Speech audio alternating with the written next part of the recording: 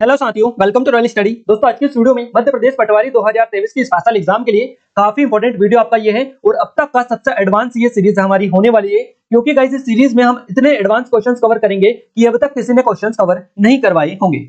क्योंकि यहाँ पर इस सीरीज में हम मध्य प्रदेश आबकारी आरक्षक में जितने भी नए पैटर्न के क्वेश्चंस आपके पूछे गए हैं, सारे इस सीरीज के अंतर्गत हम कवर करेंगे। इसका ये पहला प्रैक्टिस सेट है।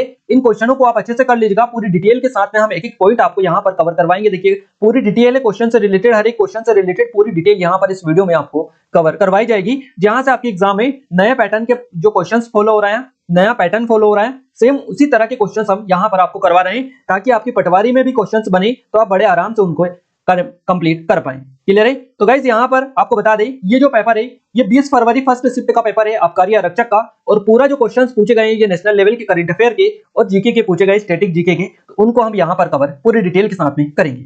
फाइनली स्टार्ट करते हैं बिना टाइम वेस्ट किए। अगर आपने पटवारी का फॉर्म फिल किया है तो इस वीडियो को पूरा देखिएगा, क्योंकि सबसे काम का वीडियो आपका ये होने वाला है और आपका जो पेपर आएगा वो इसी पैटर्न पर बिल्कुल आएगा।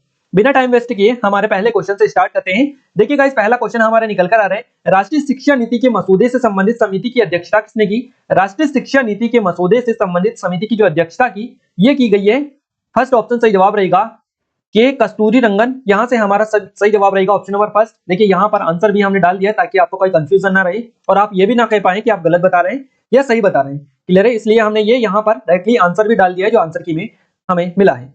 क्लियर है? तो गाइस, के कस्तूरी रंगन आपका सही जवाब रहेगा, ऑप्शन नंबर फर्स्ट के साथ में करेक्ट आंसर हमारा चला जाएगा। बात करते हैं, देखिए, राष्ट्रीय शिक्षा नीति के मसौदे से संबंधित समिति की अध्यक्षता इन्होंने की है, के कस्तूरी रंगन इनका नाम है। के कस्तूरी रंगन उस समिति के अध्यक्ष थे जिसने राष्ट्रीय शिक्षा नीति 2020 का मसौदा तैयार किया था। राष्ट्रीय शिक्षा नीति 2020 यह 21वीं सदी की पहली शिक्षा नीति है और इसका पहला उद्देश्य क्या है? इसका उद्देश्य क्या है? तो हमारे देश की कई बढ़ती विकासात्मक अनिवार्यताओं को संबोधित करना इसका उद्देश्य है। और इस नीति ने 34 वर्षीय राष्ट्रीय शिक्षा नीति NEP 1986 का स्थान लिया है। तो याद रखिएगा, राष्ट्रीय शिक्षा नीति 2020 ने किसका स्थान लिया है? तो इसने राष्ट्रीय शिक्षा नीति 1986 का स्थान लिया है। ध्यान रखिएगा।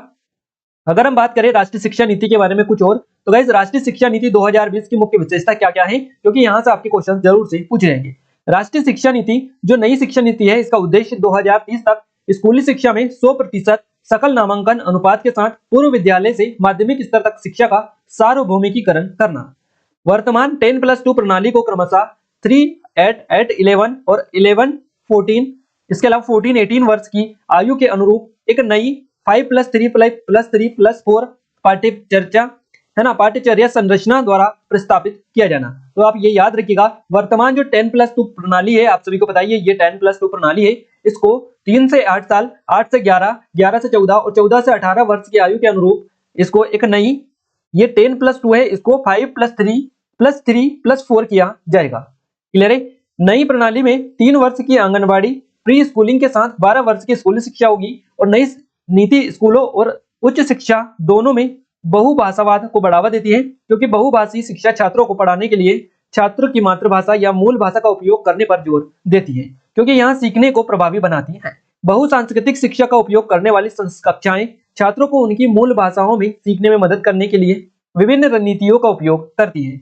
NEP 2020 की, देखिए, यहाँ पर नियमित, रचनात्मक और योग्यता आधारित की सिफारिश करता है और सीखने के लिए आकलन पर केंद्रित ये नीति है। तो NEP 2020 काफी इंपॉर्टेंट है और यहाँ से आपकी हर एक एग्जाम में क्वेश्चन बनेगा। गाइस, हम कुछ बता दें आपको, देखिए, हमारे कुछ ऑनलाइन कोर्सेज है, जैसे कि पटवारी की नंबर 1 टेस्ट सीरीज है। अगर आपने ज्वाइन नहीं किए तो कर लीजिएगा। एक और चीज, आप सभी का हमें मैसेज मिल सकता है इस वीडियो के बाद में कमेंट में कि आप इसकी PDF दे दीजिएगा। तो हम आपको बता दें इस वीडियो की PDF फाइल कहां पर मिलेगी। इस वीडियो की PDF फाइल आपने अगर पटवारी की टेस्ट सीरीज ज्वाइन कर रखी है तो इस पटवारी की टेस्ट सीरीज में ये वाली PDF हम डाल देंगे। सीरीज की जितनी भी PDF आएगी वो सभी पटवारी की स्पेशल टेस्ट सीरीज में हम डालेंगे।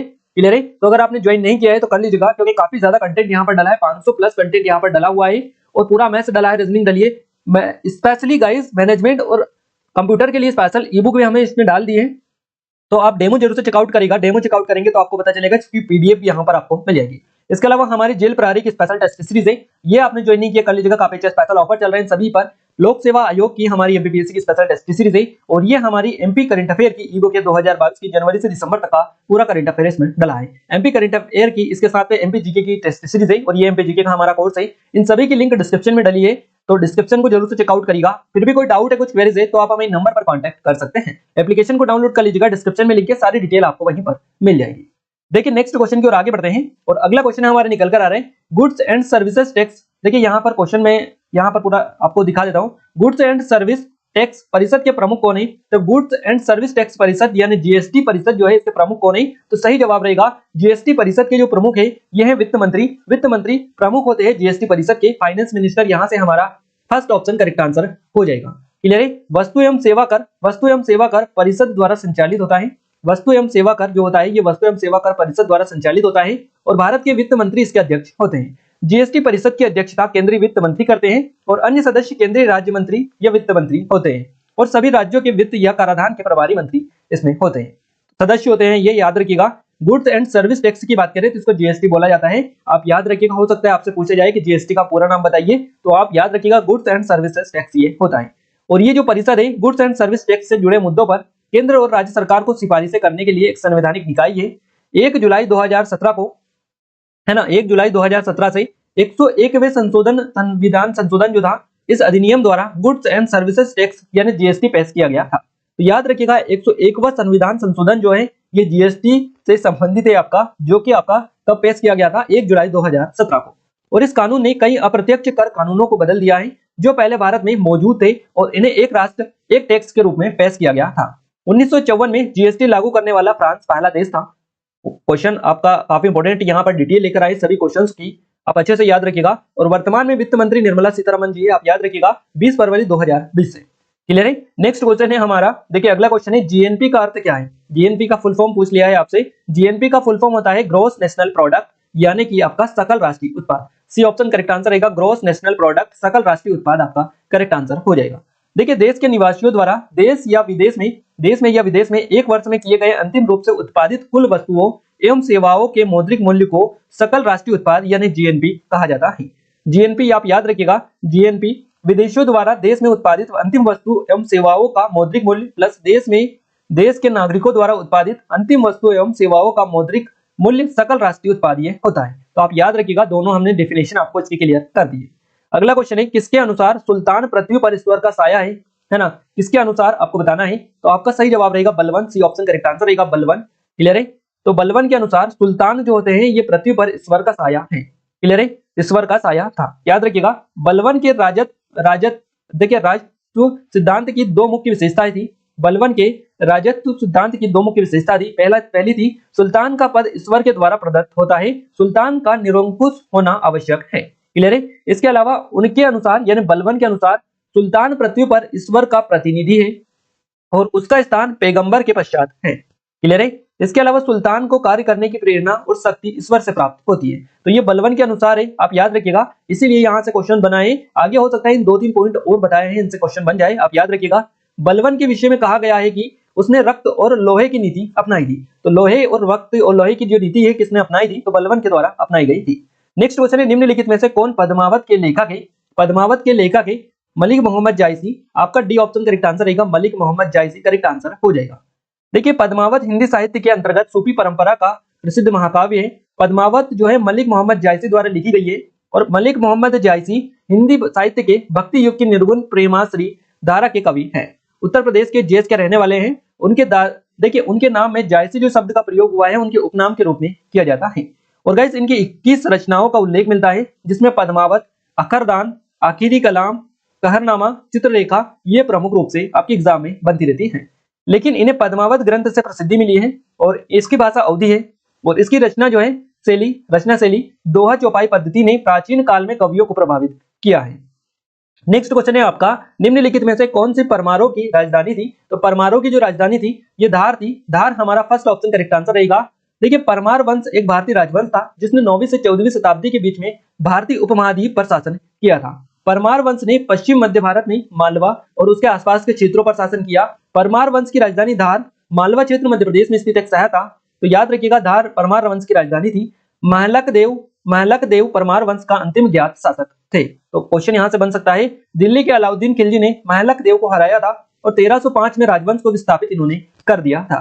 परमार वंश में प्रारंभिक राजाओं के बारे में आंकड़े का उल्लेख उदयपुर प्रशस्ति में मिलता है, ध्यान रखिएगा। क्लियर है। और उदयपुर प्रशस्ति जो शिलालेख है, इसके संकेत मिलते हैं कि परमार वंश 1310 तक कायम रहा था। परमार राजा भोज की मृत्यु का जो उल्लेख है, ये 14वीं शताब्दी के लेखक मेरुतुंग के प्रबंध चिंतामणि में किया गया था। क्लियर है। तो यहाँ से ये भी पूछा जा सकता है कि किस लेखक ने अपने जो कि अपनी या रचना में या पुस्तक में इनके बारे में वर्णन किया है मृत्यु के बारे में। तो इस तरह से क्वेश्चंस आपके एग्जाम में जरूर से पूछे जाते हैं। नेक्स्ट क्वेश्चन है, कर्म योद्धा ग्रंथ किसके जीवन पर लिखा गया है? तो कर्म योद्धा जो ग्रंथ लिखा गया है, ये लिखा गया है नरेंद्र मोदी के जीवन पर। Narendra Modi, D option correct answer रहेगा। देखिए, केंद्रीय गृह मंत्री अमित शाह ने 7 जनवरी 2020 को प्रधानमंत्री नरेंद्र मोदी के जीवन पर लिखी गई पुस्तक कर्म योद्धा ग्रंथ का विमोचन किया है। कब किया है और किसने किया है, ये डिटेल आप याद रखिएगा। और 2020 का क्वेश्चन है, करंट अफेयर का अभी पूछा गया है। क्लियर है। देखिए, उन्होंने कहा है, यानी केंद्रीय गृह मंत्री अमित शाह ने उस टाइम पर कहा था कि नरेंद्र मोदी एक संवेदनशील व्यक्ति है, एक सख्त प्रशासक और एक निडर कमांडर है। उन्होंने हमेशा राजा प्रथमो सेवक के मंत्र पर काम किया है। प्रकाशक की वेबसाइट के अनुसार वे पीएम नरेंद्र मोदी के नेतृत्व में भारत की प्रगति से पाठकों को अवगत कराना चाहते हैं। पुस्तक में पीएम नरेंद्र मोदी द्वारा अपने कार्यकाल के दौरान किए गए विभिन्न कार्यों के बारे में बताया गया है इस पुस्तक में। और पुस्तक के अनुसार नरेंद्र मोदी ने राज्यों को 10% अधिक बजट दिया, जो पंडित दीनदयाल के अंत्योदय संकल्प की पूर्ति को दर्शाता है। पुस्तक बताती है कि आयुष्मान योजना के तहत लोगों को स्वास्थ्य सुविधाएं दी जा रही है, जो नरेंद्र मोदी का एक ड्रीम प्रोजेक्ट भी था। क्लियर है। अगले क्वेश्चन की ओर आगे बढ़ते हैं। क्वेश्चन है आपका, विश्व तंबाकू निषेध दिवस। क्लियर है। WNTD जिसको बोला जाता है वर्ल्ड नो तंबाकू डे, है ना। तो याद रखिएगा, विश्व तंबाकू निषेध दिवस पुरस्कार 2022 के लिए विश्व स्वास्थ्य संगठन द्वारा भारत के किस राज्य का चयन किया गया है? तो सही जवाब रहेगा झारखंड। आपका सी ऑप्शन करेक्ट आंसर रहेगा। देखिए, विश्व तंबाकू निषेध दिवस पुरस्कार 2022 के लिए विश्व स्वास्थ्य संगठन के द्वारा भारत के झारखंड राज्य का चयन किया गया है। तो विश्व तंबाकू दिवस, धूम्रपान निषेध दिवस कब मनाया जाता है? 31 मई को यह हर साल मनाया जाता है। वर्ल्ड हेल्थ ऑर्गेनाइजेशन यानी WHO के स्थापना दिवस पर पहली बार विश्व स्वास्थ्य संगठन ने के कुछ सदस्यों द्वारा विश्व तंबाकू निषेध दिवस का शुभारंभ किया गया था। क्लियर है। फिर आगे चलकर 31 मई 1987 को पहली बार पूरे विश्व में वर्ल्ड नो तंबाकू डे का आयोजन हुआ। तो ये पूरे विश्व में पहली बार हुआ था, पहली बार 31 मई 1987 को। और जिसके बाद हर साल पूरे विश्व में के अलग अलग देशों में ये जो दिवस है ये मनाया जाने लगा। तंबाकू के अंत के लिए नीतियों को लागू करने के समझौते के रूप में 2003 में वैश्विक तौर पर यह स्वीकार किया गया। तंबाकू दिवस 31 मई को हर साल जो मनाया जाता है। और एक दूसरा सार्वजनिक स्वास्थ्य संधि WHO FCTC है। क्लियर है। तंबाकू मुक्त युवा लक्ष्य का निर्माण करने के द्वारा 2008 में विश्व तंबाकू निषेध दिवस की संध्या पर WHO ने तंबाकू विज्ञापन, प्रायोजन और प्रचार पर बैन घोषित किया था। क्लियर है। डिटेल आप याद रखिएगा और ये सन भी याद रखिएगा कब किया था, क्वेश्चन यहाँ से बन सकते हैं। अगला क्वेश्चन है, निम्नलिखित में से कौन सा सुधार भूरेलाल समिति से संबंधित है? तो भूरेलाल समिति से संबंधित जो सुधार है, इस सुधार का नाम है कौन सा? देखिए, ये जो सुधार है ये है मोटर वाहन में कर वृद्धि। तो यहां से हमारा सी ऑप्शन करेक्ट आंसर रहेगा, मोटर वाहन में कर वृद्धि। ये जो सुधार है ये भूरेलाल समिति से संबंधित है, ध्यान रखिएगा। भूरेलाल समिति की थोड़ी सी कवर कर लेते डिटेल। देखिए, भूरेलाल पर्यावरण प्रदूषण रोकथाम एवं और नियंत्रण प्राधिकरण, जिसको EPCA बोला जाता है, इसके अध्यक्ष और निगरानी समिति के सदस्य रहे। वायु प्रदूषण पर रिपोर्ट को सर्वोच्च न्यायालय ने 2000 में शहर कर्नाटक में बढ़ते वायु प्रदूषण को कम करने के लिए मंजूरी दी थी। कर्नाटक राज्य प्रदूषण नियंत्रण बोर्ड ने भूरेलाल समिति की रिपोर्ट को लागू करने का निर्णय लिया। क्लियर है। अब हम कुछ समितियों को कवर कर लेते हैं। भारत में गठित समितियां, आयोग और उनके कार्य क्षेत्रों के आधार पर बनाया गया है। तो यहाँ पर समितियां भी दे रखा है और किसके लिए स्पेशली उनको बनाया गया ये भी डिटेल दे रखी है, जैसा कि भूरेलाल समिति में आपका क्वेश्चन बना है। क्लियर है। तो अभिजीत सेन समिति 2002 में दीर्घकालिक खाद्य नीति, आबिद हुसैन समिति लघु उद्योग पर, अजीत कुमार समिति सेना वेतनमान पर, अथरेया समिति IDBI का पुनर्गठन पर, बैसल समिति बैंकिंग पर्यवेक्षण पर, भूरेलाल समिति मोटर वाहन कर में वृद्धि पर। क्लियर है। विमल जलान समिति पूंजी बाजार बुनियादी ढांचा संस्थानों में के कामकाज पर रिपोर्ट हेतु। विमल जालान कमेटी 2018 में RBI के पास मौजूद कैपिटल रिजर्व की समीक्षा के लिए गठित की गई थी, यह समिति बनाई गई थी। सी बाबू राजीव समिति सिप एक्ट 1908 और सिप ट्रस्ट अधिनियम 1963 में सुधार के लिए। सी रंगराजन समिति 2012 में गरीबी रेखा के निर्धारण के लिए। चंद्रशेखर समिति वेंचर कैपिटल के लिए। चंद्रात्रे समिति की रिपोर्ट 1997 में आई थी, ये सुरक्षा विश्लेषण और निवेश प्रबंधन के लिए। KB core committee case credit system के संचालन की समीक्षा करने के लिए। दवे समिति 2000 में असंगठित क्षेत्र के लिए पेंशन योजना के लिए। दीपक पारेख समिति पीपीपी मॉडल के माध्यम से बुनियादी ढांचे के लिए वित्त की व्यवस्था के लिए बनाई गई थी। इसके अलावा नेक्स्ट है सुमा वर्मा समिति 2006 में बैंकिंग लोकपाल के लिए, जीवी रामकृष्ण समिति विनिवेश पर, और गोई पोरिया समिति प्राथमिक शहरी सहकारी बैंकों में ग्राहक सेवा में सुधार के लिए, हनुमंतराव समिति उर्वरक के लिए, और जे.आर. वर्मा समिति current account carry forward practice के लिए। ये सभी समितियां आप अच्छे से कवर कर लीजिएगा, क्वेश्चन यहां से आगे आने वाले एग्जाम में आपका बनेगा। अगला क्वेश्चन है लोकसभा प्रश्नकाल कितने समय तक चल सकता है। लोकसभा में प्रश्नकाल कितने समय तक चल सकता है, तो इसकी जो अवधि होती है चल सकता है, यहां से क्वेश्चन बना है। आपका सही जवाब रहेगा 1 घंटे तक। 1 घंटा फर्स्ट ऑप्शन करेक्ट आंसर रहेगा।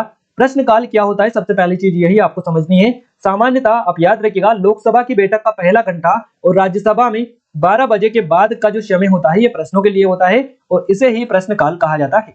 लोकसभा की बैठक का पहला घंटा, क्लियर है। लोकसभा में जो बैठक होती है उसका जो पहला घंटा होता है ये, और राज्यसभा में 12 बजे के बाद का समय प्रश्नों के लिए होता है और इसे ही प्रश्नकाल कहा जाता है, क्लियर है। अब कुछ इंपोर्टेंट पॉइंट हम समझते हैं। देखिए संसद की कार्यवाही में इसका विशेष महत्व होता है प्रश्नकाल का। प्रश्न पूछना सदन के सदस्यों का उन्मुक्त संसदीय अधिकार होता है। लोकसभा की वेबसाइट पर दी गई जानकारी के अनुसार प्रश्नकाल के दौरान सदस्यों द्वारा पूछे गए प्रश्नों के जरिए सरकार को कसौटी पर परखा जाता है, क्लियर है। प्रश्न जिस मंत्रालय से संबंधित होता है उनके जवाब भी उसी मंत्री को देना होता है, क्लियर है। और कई बार जब उठाया गया मामला इतना गंभीर हो, व्यापक हो, कि लोक महत्व का हो, कि वहां लोगों के दिमाग को उद्वेलित कर दे, तो प्रश्न के माध्यम से किसी आयोग की नियुक्ति, न्यायालयी जांच या कोई विधान भी बनाना पड़ सकता है, यह पड़ जाता है, क्लियर है। अब हम कुछ और पॉइंट समझते हैं इससे रिलेटेड। देखिए भारतीय संसद में प्रश्न पूछने का जो चलन आया है ये कहां से लाया गया, तो ब्रिटेन से आया है। ब्रिटेन में ही सबसे पहले 1721 में इसकी शुरुआत हुई थी। तो प्रश्न पूछने या संसद में जो प्रश्नकाल है इसकी शुरुआत कहां से हुई थी, ब्रिटेन से हुई थी, और ब्रिटेन में इसकी शुरुआत हुई थी 1721 में। वहीं भारत में संसदीय प्रश्न पूछने की शुरुआत 1892 के भारतीय परिषद अधिनियम के तहत हुई थी। डेट आप नोट डाउन कीजिएगा, याद भी रखिएगा। इसके अलावा आजादी से पहले भारत में प्रश्न पूछने के अधिकार पर कई तरह के प्रतिबंध लगे हुए थे, लेकिन आजादी के बाद उन सभी प्रतिबंधों को खत्म कर दिया गया है। अब संसद के दोनों सदनों के सदस्य लोक महत्व के विषय में किसी भी विषय पर सवाल पूछ सकते हैं जो किसी मंत्री के विशेष संज्ञान में हो, क्लियर है। तो यहाँ तक आई थिंक आपका क्लियर हो चुका होगा। प्रश्न से रिलेटेड सारी डिटेल आपको यहाँ पर पता चल चुकी है। नेक्स्ट क्वेश्चन है पानीपत की तीसरी लड़ाई में मराठों ने किसके खिलाफ लड़ाई लड़ी थी। तो पानीपत की तीसरी लड़ाई में मराठों ने जो लड़ाई लड़ी थी ये अहमद शाह अब्दाली के साथ में लड़ी थी। तो अहमद शाह अब्दाली के खिलाफ इन्होंने लड़ाई लड़ी थी। हमारा डी ऑप्शन यहाँ से करेक्ट आंसर रहेगा। मराठों ने पानीपत का तीसरा युद्ध मराठा साम्राज्य और अफगानी सेना के बीच में हुआ था। कब हुआ था, 14 जनवरी को 1761 को पानीपत में ये लड़ा गया था, जिसको पानीपत का तीसरा युद्ध कहा जाता है। और ये जो युद्ध हुआ था ये अहमद शाह अब्दाली, जिसे अहमद शाह दुर्रानी के नाम से भी जाना जाता है, इसके बीच में और मराठा साम्राज्य के बीच में हुआ था। और ये जो युद्ध है सदाशिव राव भाऊ यानी मराठा साम्राज्य और अहमद शाह दुर्रानी यानी अफगानी सेना के बीच में लड़ा गया था। इस युद्ध में अफगानी सेना ने 3 भारतीय सहयोगियों रोहिल्ला, नजीब उद दौला जिसको बोला जाता है, इसके अलावा अफगानों और सुजोदौला, इनको समर्थन दिया था। याद रखिएगा अफगानी सेना ने। और मुख्य मराठा सेना को पेशवा के साथ दक्कन क्षेत्र में तैनात किया गया था। इसे 18वीं शताब्दी के सबसे बड़े और सबसे भयंकर लड़े गए युद्धों में से एक माना जाता है। इस युद्ध में 2 सेनाओं के बीच एक ही दिन के युद्ध में सबसे बड़ी संख्या में मौतें हुई थी। और इस युद्ध में दोनों पक्षों के जनहानि की संख्या कई इतिहासकारों द्वारा बहुत अधिक हैरान कर देने वाली है। लेकिन यह माना जाता है कि युद्ध में मारे जाने वालों की संख्या करीबन 60,000 से 70,000 के बीच में थी, क्लियर है। तो ये युद्ध था पानीपत की तीसरी लड़ाई। इसमें युद्ध में मारे जाने वाले सैनिकों की जो संख्या है ये 60 से 70,000 के बीच में है। और माना जाता है कि इस युद्ध के दौरान और उसके बाद गायब हुए मराठों सैनिकों और गैर सैनिकों की संख्या करीबन 1 लाख से कम नहीं थी, क्लियर है। तो याद रखिएगा इस युद्ध के बाद में मराठा जो सैनिक गायब हुए थे उनकी संख्या 1 लाख से कम नहीं थी, क्लियर है। इसके अलावा अंत में युद्ध अफगानी सेना ने जीता, जिसका नेतृत्व अहमद शाह दुर्रानी या अहमद शाह अब्दाली ने किया था। याद रखिएगा किसके द्वारा जीता गया, तो अफगानी सेना ने तीसरा युद्ध जीता था, पानीपत की तीसरी लड़ाई। और ये जो युद्ध है मराठा साम्राज्य के पतन का कारण भी बना था। तो क्वेश्चन इस तरह से भी बन सकता है कि बताइए मराठा साम्राज्य के पतन का कारण कौन सा युद्ध को कहा जाता है। तो पानीपत की तीसरी लड़ाई ये है, क्लियर है। और एक और पॉइंट आप याद रखिएगा, मराठा साम्राज्य के अंतिम शासक कौन थे, तो ये थे पेशवा बाजीराव द्वितीय या सेकंड। नेक्स्ट क्वेश्चन की ओर आगे बढ़ते हैं। अगला क्वेश्चन है निम्नलिखित में से कौन सी रिपोर्ट विश्व बैंक के द्वारा जारी नहीं की जाती है। तो इसमें से विश्व बैंक के द्वारा जो रिपोर्ट जारी की जाती है उनको हम पहले कवर करवा दें। देखिए अंतरराष्ट्रीय ऋण सांख्यिकी विश्व बैंक जारी करती है।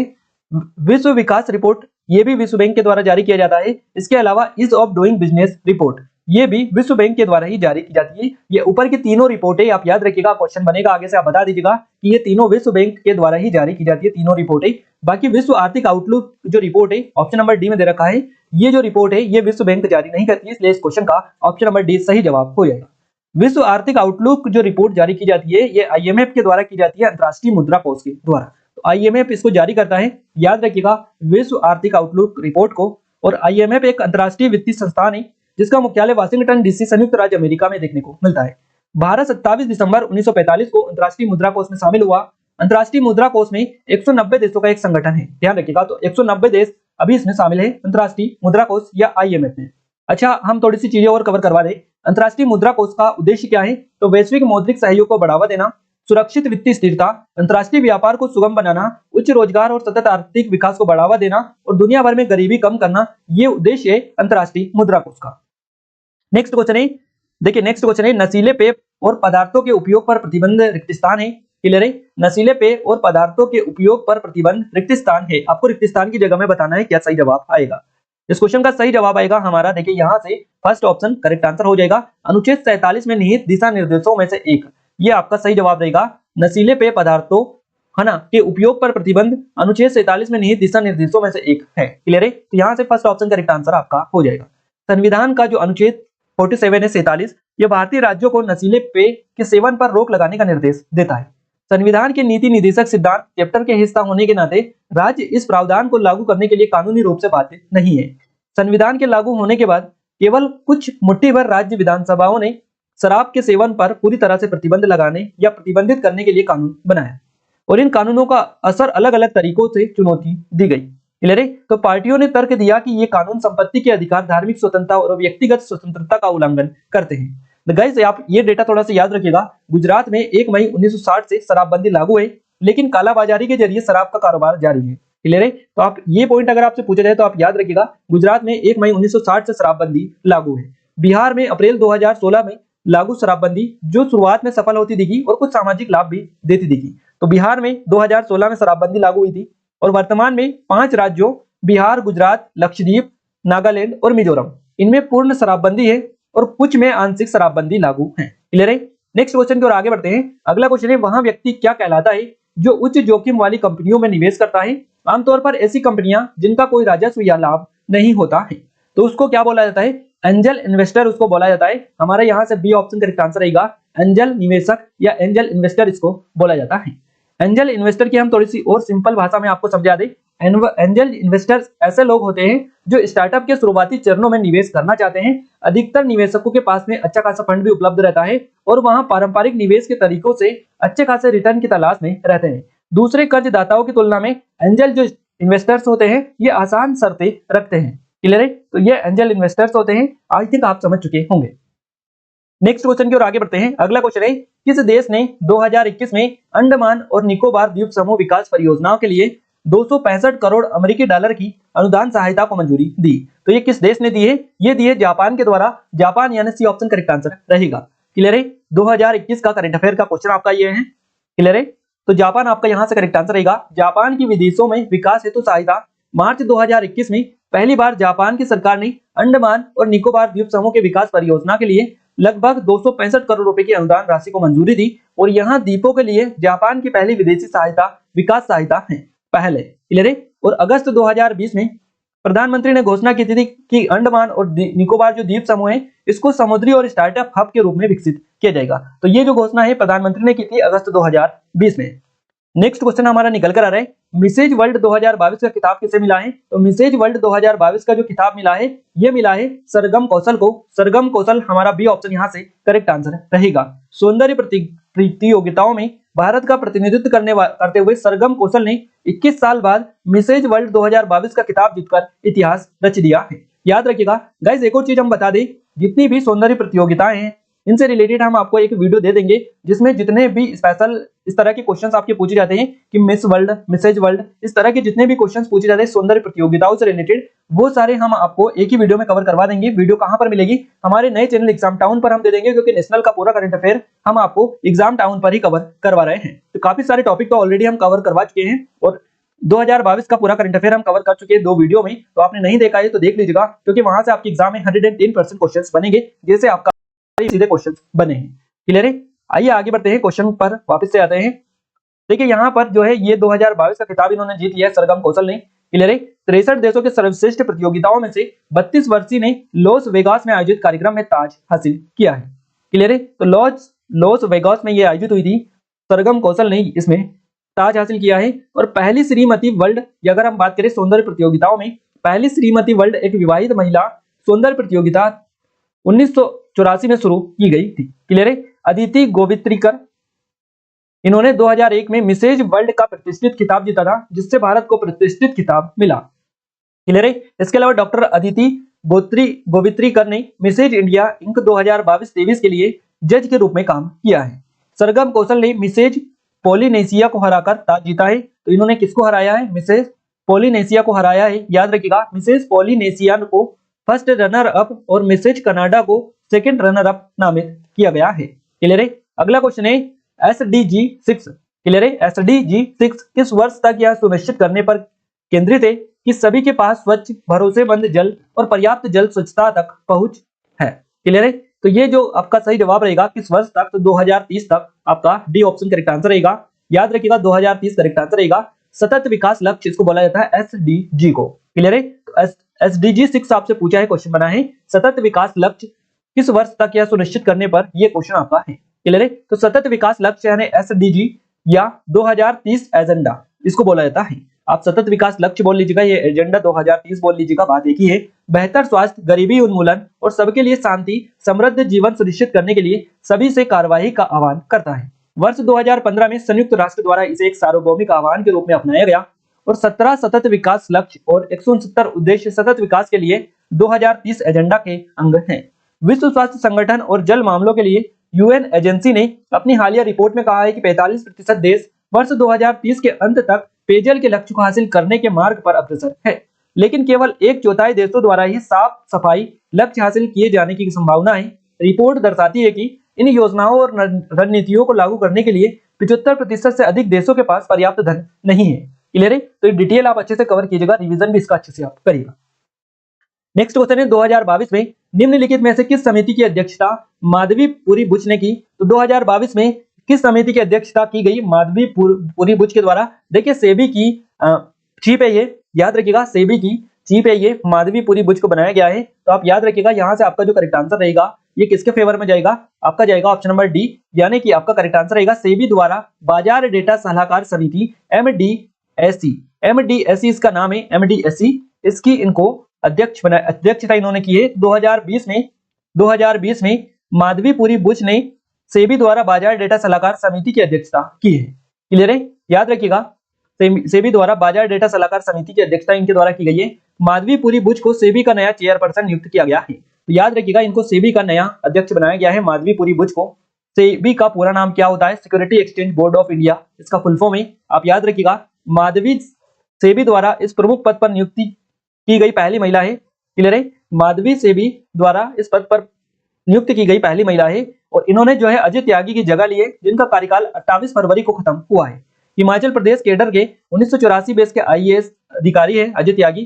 तो इनको 1 मार्च 2017 को सेबी का अध्यक्ष नियुक्त किया गया था और इनकी जगह माधवी पुरी बुच ने अब ले ली है। तो माधवी पुरी बुच सेबी की पूर्व होल टाइम मेंबर रह चुके हैं और इसके पहले इनको सेबी द्वारा बनाए गए एक टेक्नोलॉजी कमेटी का अध्यक्ष भी नियुक्त किया गया था। माधवी सेबी के इन सर्वोच्च पद को संभालने वाली पहली महिला ही नहीं, बल्कि प्राइवेट सेक्टर से जुड़ी एक ऐसी पहली हस्ती भी है जो सेबी के सर्वोच्च कमान को अपने हाथ में लेंगी। क्लियर है? अगले क्वेश्चन की ओर आगे बढ़ते हैं। अगला क्वेश्चन है जलवायु परिवर्तन प्रदर्शन सूचकांक यानी India climate change performance index 2023। तो जलवायु परिवर्तन प्रदर्शन सूचकांक 2023 में भारत का रैंक क्या है? क्लियर है? इस क्वेश्चन का आंसर बताए उससे पहले बता दे गाइस, जितनी भी इंडिया की यानी भारत की जितनी भी सूचकांक है, भारत के जितने भी सूचकांक या रैंकिंग है, इसका वीडियो हम एग्जाम टाउन चैनल पर आपको कवर करवा देंगे, ताकि जितने भी रैंकिंग है सारे क्वेश्चंस आपके एज इट इज कवर हो जाए। आप सभी को बताइए कि इस तरह के क्वेश्चंस आपके आबकारी में कितने ज्यादा पूछे गए हैं और आपकी पटवारी में भी पूछे जाएंगे। तो उससे पहले आपने चैनल को सब्सक्राइब नहीं किया, डिस्क्रिप्शन में लिंक है, एग्जाम टाउन को कर लीजिएगा, वहां पर हम आपको वीडियो अपडेट करवाते रहते हैं और 2 दिन में एक वीडियो वहां पर देते हैं, तो आप जरूर सब्सक्राइब कर लीजिएगा। आपका पूरा कंटेंट नेशनल करंट अफेयर का वहां पर हम कवर करवा देंगे। एमपी की एग्जाम पॉइंट ऑफ व्यू से जिस तरह से यहाँ पे क्वेश्चंस दिख रहे हैं उस लेवल का करंट अफेयर आपको कवर करवा देंगे। क्लियर है? क्वेश्चन पर आते हैं। जलवायु परिवर्तन प्रदर्शन सूचकांक 2023 में भारत की जो रैंक है ये 8वीं है। 8वीं यहां से हमारा सी ऑप्शन करेक्ट आंसर रहेगा। देखिए, जर्मन वॉच और क्लाइमेट एक्शन नेटवर्क द्वारा संकलित क्लाइमेट चेंज परफॉर्मेंस इंडेक्स 2023 इसका 18वां संस्करण ये था और 15 नवंबर 2022 को ये जारी किया गया। और किसके द्वारा संकलित की जाती है? तो जर्मन वॉच और क्लाइमेट एक्शन नेटवर्क के द्वारा ये संकलित की जाती है। क्लाइमेट चेंज परफॉर्मेंस इंडेक्स 2023 18वां संस्करण था, 15 नवंबर 2022 को जारी किया गया।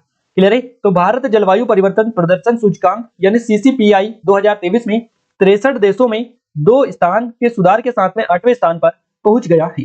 भारत के 2 स्थान की छलांग का कारण कम उत्सर्जन और नवीकरणीय ऊर्जा के बढ़ते उपयोग को माना जा सकता है। क्लियर है? रिपोर्ट यूरोपीय संघ और 59 देशों के जलवायु प्रदर्शन को ट्रैक करती है जो दुनिया में ग्रीन हाउस गैस जीएचजी उत्सर्जन के 92% से अधिक के लिए जिम्मेदार है। जर्मन वॉच और न्यू क्लाइमेट इंस्टीट्यूट और इसके अलावा क्लाइमेट एक्शन नेटवर्क की रैंकिंग इस बात पर आधारित है कि देश 2030 तक अपने उत्सर्जन को आधा करने के लिए प्रयास कर रहे हैं। रिपोर्ट में पहले 3 स्थानों के लिए किसी भी देश को स्थान नहीं दिया गया है क्योंकि किसी भी देश ने समग्र रूप से उच्च रेटिंग प्राप्त करने के लिए सभी सूचकांक श्रेणियों में अच्छा प्रदर्शन नहीं किया है। तो शुरू की जो 3 जो स्थान है ये अभी रिक्त है, अभी नहीं, ये पूरे रिक्त है 3 स्थान, इस पर किसी को भी रेटिंग नहीं दी गई है 3 पर। तो चौथे से हैं और चौथे पर कौन है? तो रैंकिंग में डेनमार्क जो है ये चौथे नंबर पर है और स्वीडन जो है ये 5वें नंबर पर है। चिली को 6ठा स्थान इसमें दिया गया है और इसमें भारत का जो रैंकिंग है ये 8वीं है। तो आप याद रखिएगा भारत को इसमें 8वां स्थान मिला है। अगला क्वेश्चन है, भारतीय संविधान के अनुसार किस अनुच्छेद में भारत के चुनाव आयोग का उल्लेख मिलता है? तो भारतीय चुनाव आयोग का जो उल्लेख मिलता है ये मिलता है आर्टिकल 324 में, अनुच्छेद 324 हमारा बी ऑप्शन करेक्ट आंसर रहेगा। भारतीय संविधान के अनुच्छेद 324 चुनाव आयोग को सभी संसदों, प्रत्येक राज्य के विधानमंडल के चुनाव और संविधान के तहत आयोजित राष्ट्रपति उपराष्ट्रपति के पदों के लिए चुनाव कराने की शक्ति देता है। तो चुनाव आयोग से संबंधित है अनुच्छेद 324 और संविधान का अनुच्छेद 324 एक चुनाव आयोग में चुनावों का अधीक्षण, निर्देशन, नियंत्रण निहित करता है जिसमें मुख्य चुनाव आयुक्त और इतनी संख्या में अन्य चुनाव आयुक्त यदि कोई हो जैसा कि राष्ट्रपति समय समय पर तय कर सकते हैं। तो चुनाव आयोग एक निकाय है जो किसी भी देश की चुनावी प्रक्रिया के कार्यान्वयन की देखरेख करने का कार्य करता है, उसको चुनाव आयोग बोला जाता है।